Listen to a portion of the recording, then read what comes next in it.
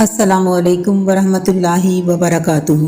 ہمارا آج کا موضوع ہے حضرت ایمن رضی اللہ عنہا بنت ثعلبہ کا میدان جنگ سے فرار ہونے والوں کے جذبات کو ابھارنا۔ آغاز کرتے ہیں۔ حضرت ایمن رضی اللہ عنہا کا نام برکتہ بنت ثعلبہ بن عمر ہے۔ آپ رضی اللہ عنہا حضور نبی اکرم صلی اللہ علیہ وآلہ وسلم کی رضائی والدہ ہیں۔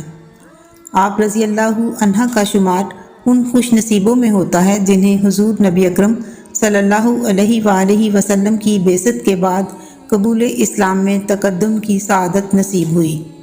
جب مسلمانوں نے حبشہ کی طرف ہجرت کی تو آپ رضی اللہ عنہا ان کے ساتھ تھیں۔ حضرت ایمن رضی اللہ عنہا نے اشاعت اسلام میں مختلف غزوات میں شریک ہو کر بہادری کے جوہر دکھائے۔ غزوہ احد میں ایسے حالات بھی آئے جب آپ رضی اللہ عنہا نے میدان جنگ سے فرار ہونے والوں کو دوبارہ جنگ پر آمادہ کیا۔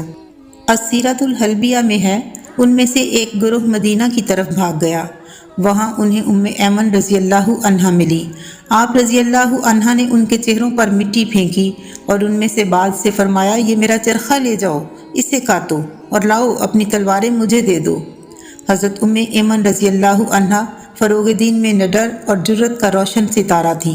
جہاں آپ رضی اللہ عنہا میدان جنگ سے فرار ہونے والوں کے جذبات کو ابھارتی، وہاں آپ رضی اللہ عنہا زخمیوں کی دیکھ بھال کا فریضہ بھی بخوبی سر انجام دیتی۔ محمد بن عمر رضی اللہ عنہ سے روایت ہے، حضرت ایمن رضی اللہ عنہا غزوہ احد اور غزوہ خیبر میں حضور نبی اکرم صلی اللہ علیہ وآلہ وسلم کے ساتھ شریک ہوئیں۔